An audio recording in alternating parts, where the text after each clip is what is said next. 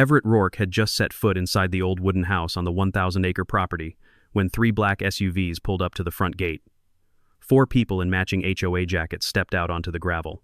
The woman leading them carried a thick folder pressed against her chest, and she smiled the way people smile when they already believe they own the ground beneath your feet. She told him he had 72 hours to remove the entire fence line. Everett laughed, because the words made no sense to him. This was his land, left to him by his uncle, signed and sealed. She said it wasn't, not according to her records, not according to the district she represented. Her smile disappeared the moment his stopped.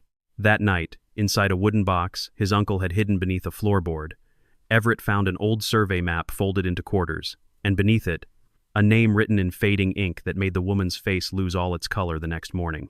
The call had come on a gray Tuesday afternoon, the kind of day Everett Rourke barely remembered later because of how ordinary it felt before everything changed. A lawyer's voice on the other end of the line told him that his uncle, Silas Rourke, had passed away at the age of 78, and that Silas had left him something Everett never expected to inherit. Not a house in the suburbs, not a modest savings account, but 1,000 acres of land on the edge of a fast-growing town, land that had belonged to the Rourke family for generations. Everett had not seen his uncle in almost 6 years. He had spent those years behind a desk as a mechanical engineer, burned out by deadlines and fluorescent lighting, until one morning he simply stopped going back.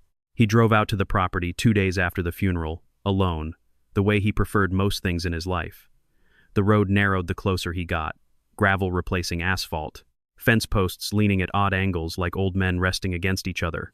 When the farmhouse finally came into view, weathered and silent under a wide gray sky, something in his chest loosened for the first time in years. The land was larger than he had imagined, even after seeing the paperwork. 1,000 acres stretched in every direction, broken only by a line of fencing that ran for miles, a tool shed near the house, a barn secured with a heavy iron padlock, and a dirt road disappearing into the tree line at the far edge of the property. Everett spent his first hours simply walking, running his hand along fence posts his uncle had likely set himself decades earlier. Listening to the wind move through grass that had never known a lawnmower, he allowed himself to believe, just for that one afternoon, that this was a gift and nothing more, a quiet place to rebuild a life that had worn thin in the city. He had no way of knowing that his uncle had not left him a retreat. He had left him the last line of defense in a war that had been fought quietly for over 20 years. Inside the farmhouse, the air smelled of cedar and old smoke, and dust hung in the light slanting through the front windows like something suspended in water. Everett moved slowly through the rooms, touching things he half remembered from boyhood summers: a chipped coffee mug on the counter, a row of tools hung with military precision along the wall of the mudroom, a calendar still turned to a month his uncle had never lived to finish. He found no sign of disorder anywhere, no clutter left behind by a dying man's carelessness. Everything sat in its place with a deliberateness that felt almost like preparation, as though Silas had spent his final months arranging the house the way a soldier arranges a defense before an expected siege. Everett didn't understand the feeling that settled over him as he stood in the quiet kitchen that first evening, only that it felt less like grief and more like being handed something unfinished, something waiting for a second pair of hands to complete it. He slept poorly that first night, waking twice to sounds he couldn't place. The groan of old wood settling, or perhaps nothing at all. By the time morning light reached the curtains, he had already convinced himself the unease was simply exhaustion, the residue of driving for hours and carrying grief he hadn't fully let himself feel. He made coffee in a pot that still worked despite its age and carried it out to the porch, watching mist lift slowly off the fields as the sun climbed over the tree line. For a few minutes, nothing existed except the land, the birdsong, and the particular kind of silence that only exists far from any city. It was, Everett thought, the first peaceful morning he had experienced in longer than he could remember. It would also be the last one he would experience for a very long time. The 3 SUVs arrived the following morning before Everett had even finished his coffee. He watched from the porch as 4 people climbed out, dressed in matching navy jackets stitched with the letters HOA across the chest.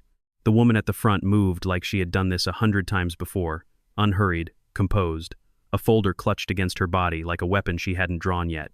She introduced herself as Maren Whitlock, president of the Homeowners Association overseeing the district. Everett stood at the top of the porch steps and told her, plainly, that he had never signed an HOA agreement in his life. Maren's smile didn't waver. She said his uncle had known the rules for decades, and that ignorance of an agreement didn't excuse him from it.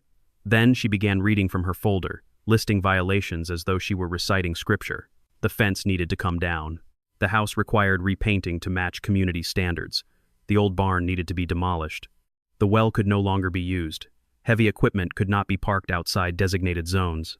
Everett listened to the entire list without interrupting, arms crossed, jaw tightening with every sentence. When she finished, he asked her the only question that mattered to him.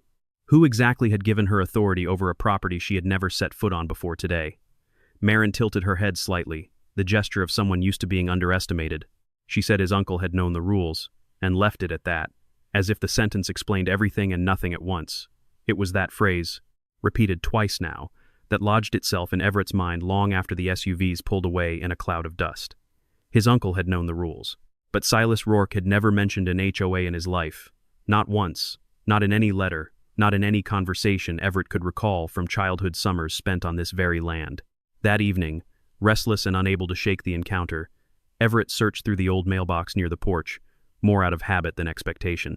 Buried beneath years of unopened flyers and faded catalogs, he found a sealed envelope that had clearly been placed there deliberately, protected from weather in a way nothing else had been. On the front, in his uncle's unmistakable handwriting, was a single line that stopped him cold where he stood. "Do not let Maren Whitlock see what is beneath the barn." He read it 3 times before the meaning fully settled into his bones, and for the first time since arriving, Everett understood that the woman in the navy jacket had not come to enforce rules. She had come looking for something specific, and his uncle had known she would. By the time Everett called Gideon Vale the next morning, his hands had steadied, but his patience had not. Gideon was a land attorney who had practiced in the county for over 2 decades, a cautious man by nature, someone who preferred negotiation to confrontation whenever possible. He listened to Everett's account of the visit without interrupting, then asked to see the deed and the original survey before offering any opinion. Within a day, Gideon confirmed what Everett had already suspected. The 1,000 acres did not fall under any legitimate HOA jurisdiction, at least not according to the county's official records. But there was a complication buried in the paperwork, a strip of land along the eastern boundary that overlapped with a zone the HOA claimed authority over, a claim built on documents Gideon hadn't yet had time to verify. Gideon spent that first evening cross-referencing old plat maps against the county's digital records, muttering to himself as he found inconsistency after inconsistency, small discrepancies that individually meant little, but together suggested something had been altered deliberately over the years. He called Everett late that night, not with answers yet, but with a warning delivered in the careful tone of a man who had learned long ago not to promise outcomes before he had proof. He told Everett that whoever had drawn the HOA's boundary lines had done so with more precision than laziness would explain, and that precision, in his experience, usually meant intention. 2 days later, a formal notice arrived by courier, thick with legal language and HOA letterhead. If Everett failed to comply with the list of demands, the association would begin issuing fines running into the thousands of dollars, file a lien against the property, and pursue court intervention to force compliance. Worse, the notice threatened to block his access to a portion of the entrance road, the only route in and out of the farm from the main highway. Everett read the letter twice at the kitchen table, feeling the old engineer in him calculate risk the way he once calculated load-bearing stress on a beam. He was angry, but he refused to let the anger show in his next move. Instead, he began digging through the boxes of paperwork his uncle had left behind in the study, searching for anything that might explain why an entire association was suddenly so interested in a stretch of dirt and fencing. It didn't take long to find the thread. Buried in a folder of old legal correspondence, Everett discovered that his uncle had been sued 22 years earlier by a real estate development firm attempting to force a sale of the very land Everett now stood on. The name on every document stopped him mid-breath. Whitlock Development Group. He sat with the papers for a long time before calling Gideon back, and when he finally spoke, his voice was quieter than before. Maren Whitlock, the woman demanding he tear down his fence, had once served as legal counsel for the exact company that had tried to force his uncle off this land more than 2 decades ago. Gideon went silent on the other end of the line for a long moment, the kind of silence that meant a man was rearranging everything he thought he understood about a simple property dispute. When Gideon finally spoke again, his voice had lost its earlier caution. He told Everett that his uncle hadn't simply refused a sale all those years ago. He had stopped something from being built, something significant enough that a company would spend years and considerable money trying to force the issue through legal channels instead of walking away. Gideon placed a thin case file on the table between them, its edges yellowed with age, and said nothing further that night, only that they would need to dig deeper before either of them understood the full shape of what they were dealing with. The knock came again before sunrise, this time louder, more official, 4 vehicles instead of 3. Everett heard the engines from his bedroom window and was dressed before the first car door slammed shut. Maren Whitlock stood at the center of a small inspection team, clipboard in hand, and this time her tone carried none of the polished warmth from their first meeting. She accused him of operating unauthorized structures on the property, of keeping livestock without proper permits, of altering the natural drainage system, of encroaching on a protected buffer zone, and of violating what she called community standards in nearly every direction he looked. Everett said nothing at first. He simply pulled out his phone and began recording, calmly, deliberately, letting the camera capture every accusation as it left her mouth. Maren noticed the phone and, rather than backing down, seemed to lean into the confrontation, as though provoking him on camera served some purpose of her own. She told him that inheriting land didn't mean he understood it, that people who arrived from the city often mistook ownership for comprehension. Everett lowered the phone slightly and answered without raising his voice. She hadn't inherited this land either, he said, so she should stop acting as though she had. The words landed harder than he expected, and for a brief second, something flickered across Maren's composed expression before she buried it beneath professionalism. She issued a fine of $8,500 on the spot, citing 3 separate violations, and informed him that refusal to pay would result in immediate escalation. Everett folded the citation without reading it twice and told her flatly that he wouldn't be paying a cent of it. One of the inspectors, a younger man who seemed less comfortable with confrontation than the others, quietly photographed the well pump while avoiding Everett's eyes entirely. Everett noticed the way the man's hands trembled slightly around the camera, and it occurred to him that not everyone standing on his property that morning necessarily believed in what they were doing. He filed the observation away without comment, the way he had once filed away small irregularities in a blueprint that later turned out to matter more than anyone expected. Maren, meanwhile, continued cataloging violations with the practiced rhythm of someone reading from memory rather than observation, barely glancing at the fence posts or the drainage ditch she claimed had been illegally altered. When Everett pointed out that the drainage pattern hadn't changed in decades, based on aerial photographs he had already pulled from the county archive the night before, she simply moved on to the next item on her list without acknowledging the contradiction at all. Within hours, a second notice arrived, this one threatening to seize control of a section of the entrance road under an easement clause buried deep in HOA bylaws. Gideon, working late into the night, pulled every map he could access from the county archive and laid them side by side across his office floor. He found something that made him sit back in his chair. The HOA's internal map showed a road cutting directly through the farm, a road that appeared nowhere in the county's official land records, a road that, according to every legitimate document, simply did not exist. When Everett arrived to see it for himself, he traced the phantom road with his finger across the paper, watching it curve past the fence line, past the fields, straight toward a single structure marked in faded pencil at the edge of the property. The old barn his uncle had warned him about. Everett returned to the barn the following afternoon, the sealed envelope from the mailbox still folded in his jacket pocket like a talisman.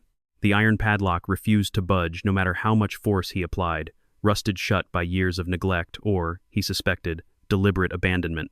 He spent the better part of an hour searching the farmhouse before he found a small brass key hidden beneath a loose floorboard in his uncle's old bedroom, wrapped in a strip of cloth as though it had been placed there with great care. The key turned with a groan of protest, and the barn door swung open into darkness that smelled of dust and old paper rather than hay or machinery. Inside, there was no farm equipment waiting for him, no tools or feed sacks or the ordinary clutter of a working barn.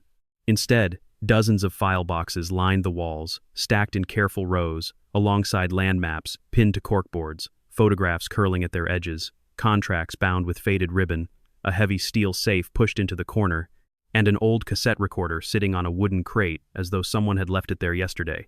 Dust hung thick in the single shaft of light falling through a gap in the roof, and the whole space carried the particular hush of a room that had been sealed away from the rest of the world for a very long time.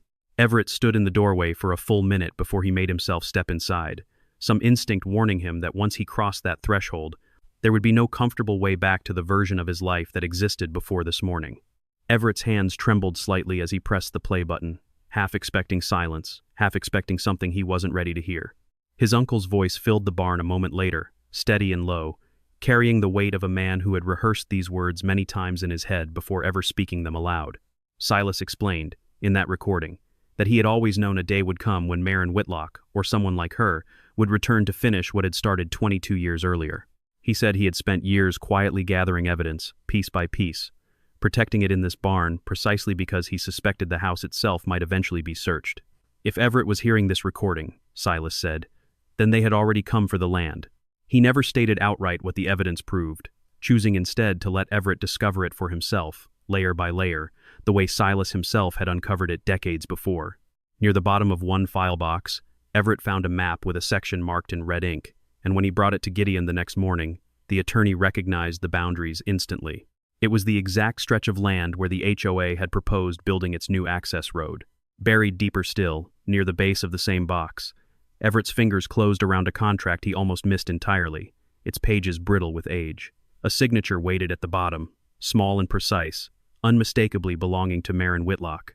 The date beside it read 22 years earlier, the exact year his uncle had fought off the first attempt to seize this land. Everett stared at the signature for a long time, feeling the shape of the story shift beneath him, like ground giving way.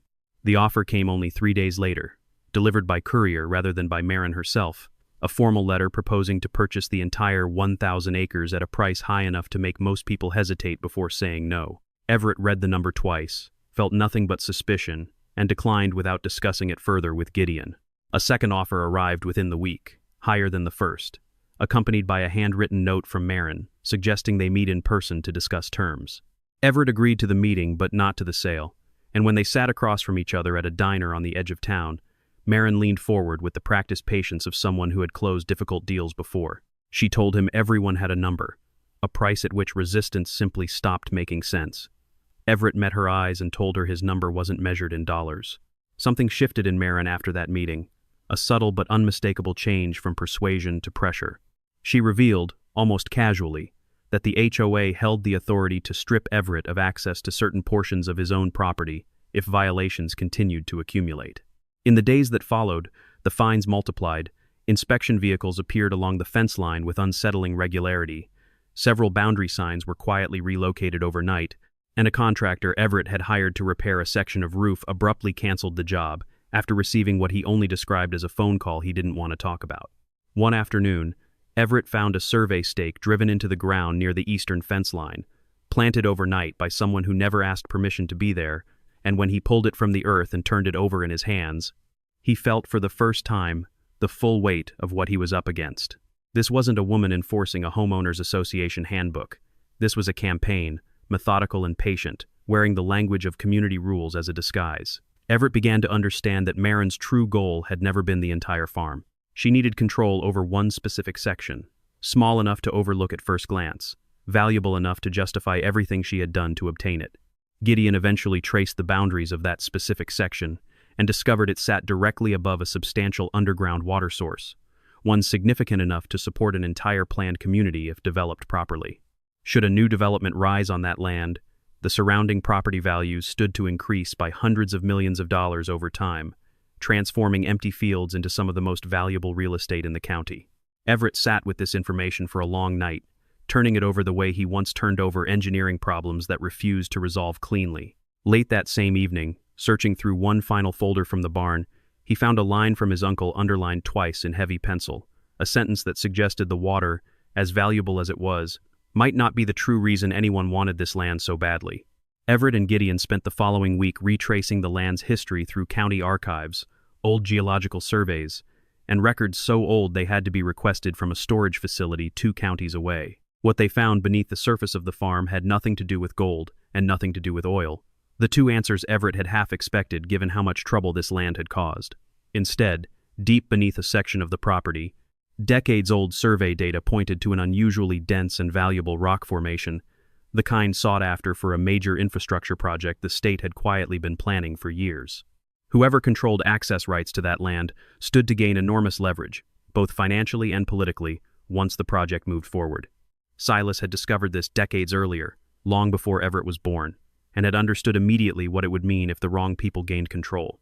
He refused every offer that came his way, no matter how the pressure escalated, and Marin's family company had spent years searching for legal or political leverage to force the issue. Gideon explained it to Everett late one night at the kitchen table, spreading geological survey pages across the wood in front of them, tracing lines with a pen as he spoke. The formation beneath the farm wasn't rare in the sense of being unheard of elsewhere, but it was rare in this particular region, close enough to existing infrastructure corridors that developing it would save whoever controlled it a staggering amount of money compared to sourcing the same material from farther away. Whoever held the rights to extract from beneath this land wouldn't just profit from the land itself. They would hold leverage over an entire regional project, the kind of leverage that translated directly into political influence as much as financial gain. Everett sat back in his chair and finally understood why a homeowners association, of all things, had become the weapon of choice. Fines and citations left no fingerprints the way a direct offer or a lawsuit might. They simply wore a person down, one violation at a time, until walking away felt easier than staying. The homeowners association itself, Everett came to understand, had never existed purely to manage community aesthetics. It had been assembled, at least in part, as a mechanism to apply steady legal pressure on landowners, standing between certain people and enormous profit.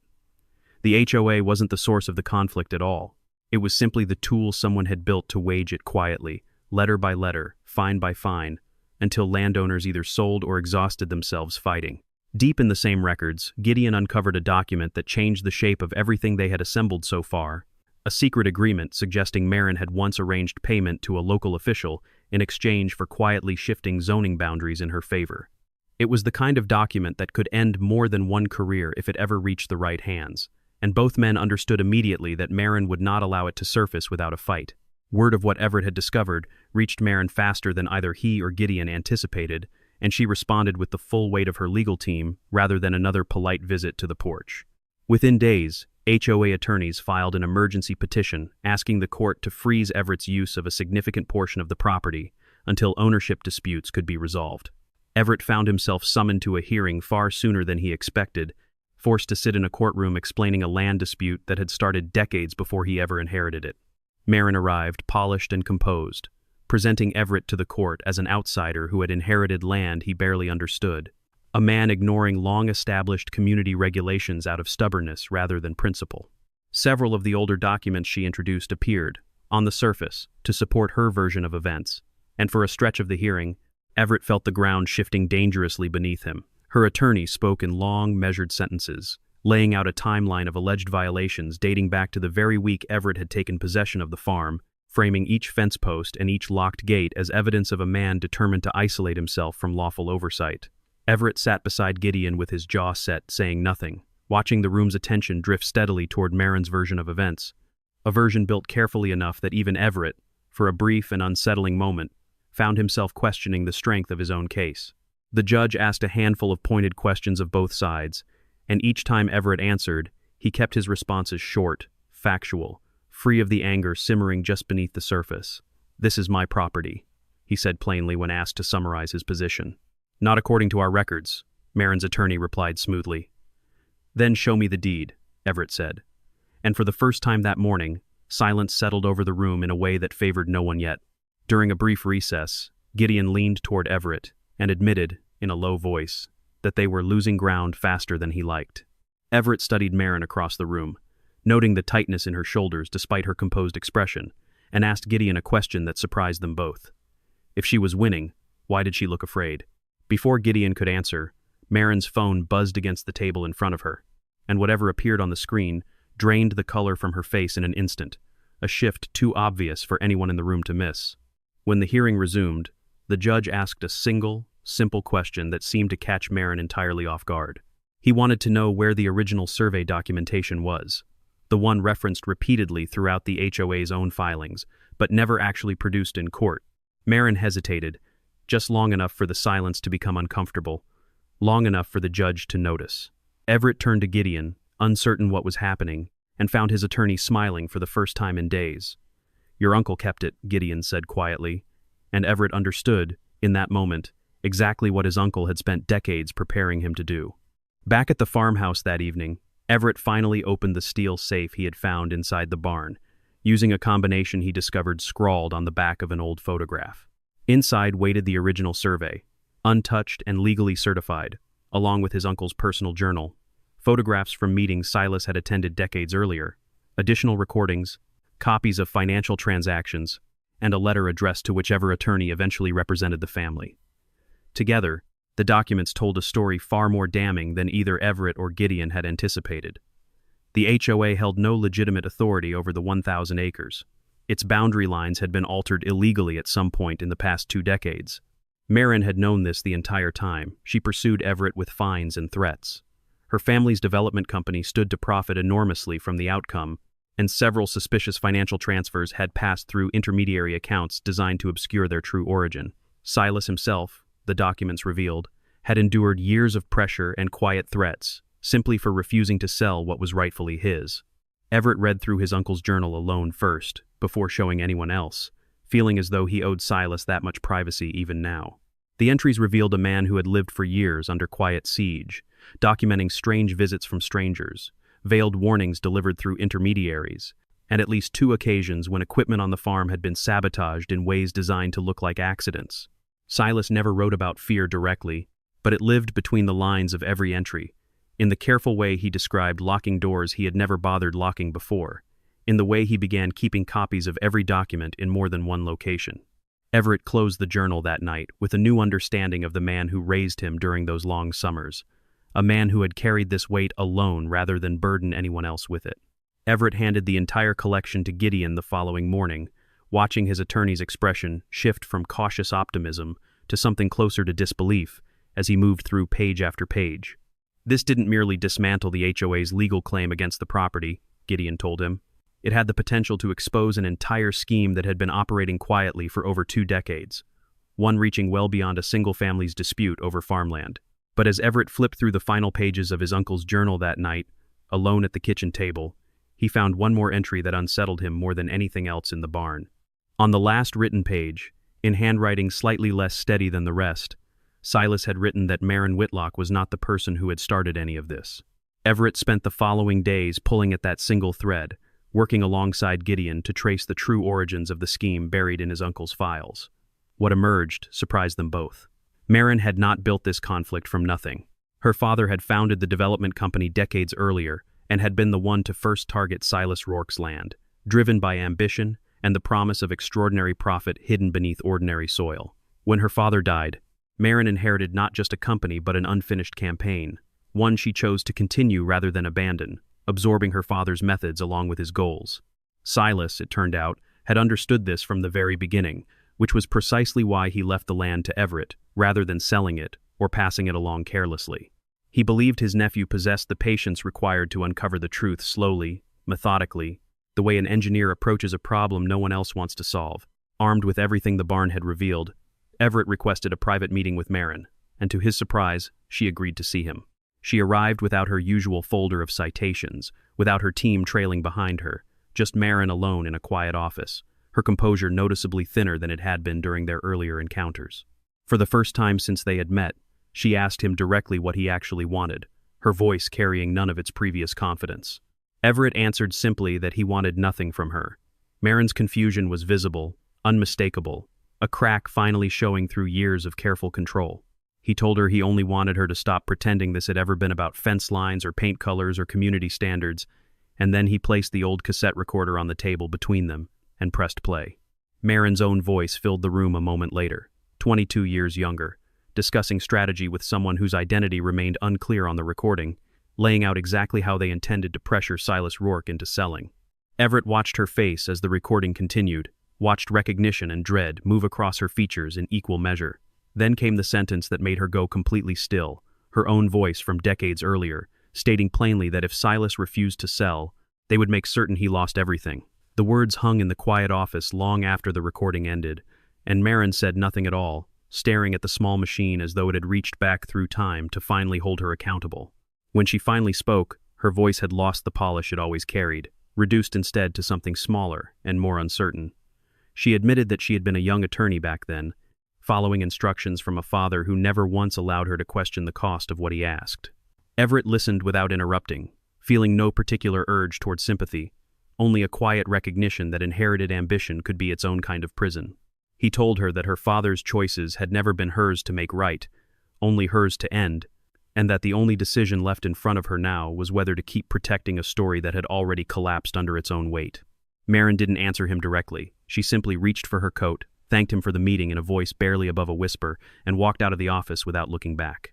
The final hearing arrived weeks later, and this time Gideon walked into the courtroom with every document the barn had preserved, arranged with the precision of a man who understood exactly how much rode on this single presentation. He laid out the original survey, the altered boundary records, the financial transfers, the recordings, and the 22-year-old contract bearing Marin's signature, building a case that left little room for argument. The judge listened without interruption, then ruled decisively. The HOA's claim over the property was dismissed entirely. Every outstanding fine against Everett was voided, and his ownership of the full 1,000 acres was formally and permanently confirmed. Beyond the immediate ruling, an official investigation was opened into the manipulation of zoning records and the financial arrangements benefiting the development group, a process that would extend well beyond this single case. Marin lost her position as president of the Homeowners Association within days of the ruling, her name quietly removed from HOA correspondence, as though the organization itself wished to distance itself from her. Everett, watching from a distance, felt no particular satisfaction in her downfall, no urge to press the advantage further than the truth already had. As she gathered her things and prepared to leave the courtroom for the final time, he told her simply that she had spent 22 years trying to claim something that had never belonged to her, and then he let her walk away without another word. There was nothing more he needed to say, and nothing more the law required of him. He returned to the farm that same afternoon, driving the long gravel road alone, the way he had the very first day. Over the following weeks, Everett repaired the fence line his uncle had built decades earlier, restored the barn to something closer to what it must have looked like before it became a vault of secrets, and reopened the old dirt road that wound toward the tree line at the edge of the property. Odette Mercer, the longtime neighbor who had known Silas for most of her life, finally visited once the dust of the legal battle had settled, sharing stories about his uncle that Everett had never heard before, stories about a man who had guarded this land quietly for decades without ever asking for recognition. She told him something Silas had once said to her, years earlier, that the land didn't need a wealthy owner. It needed someone who refused to sell its soul for any price. Hearing those words, Everett finally understood why his uncle had chosen him. In the weeks that followed, word of the ruling spread quietly through the county, the way news travels in small places, passed between neighbors at the feed store, and murmured over fences that had stood far longer than any of the people discussing them. Some of the old landowners who had quietly complied with HOA demands over the years began asking questions of their own, encouraged by what Everett and Gideon had uncovered, and Gideon found himself fielding calls from families who had assumed, for years, that resistance was simply not worth the cost. Everett stayed out of most of those conversations, content to let the truth do its own work without his involvement, focused instead on the slow, physical labor of putting his own land back together board by board, poste by poste. The sun began sinking low over the 1,000 acres as the season turned, painting the fields in long shades of amber and gold. Everett stood in front of the old wooden house, exactly where he had stood the very first day the SUVs arrived at his gate. This time, there were no vehicles waiting on the gravel, no clipboards, no citations, no strangers demanding access to land they had never earned. Just silence and wind moving quietly through grass that had never known anything but honest hands. Somewhere behind him, a dog he had adopted from a shelter in town 2 counties over, barked once at nothing in particular, then settled back down on the porch steps, as though even the animal understood the danger had finally passed. He reached into his jacket and unfolded the last letter his uncle had ever written to him, a single sentence waiting at the center of the page. "Now it's yours," the letter read. "Don't let anyone convince you otherwise." Everett folded the paper carefully and slipped it back into his pocket, then turned to look out across the field stretching toward the horizon, gold light settling over fence lines he had rebuilt with his own hands, over a barn no longer hiding anything, over a road that finally led only where it was meant to lead. For the first time in longer than he could remember, he felt something settle quietly into place inside his chest. He had finally come home.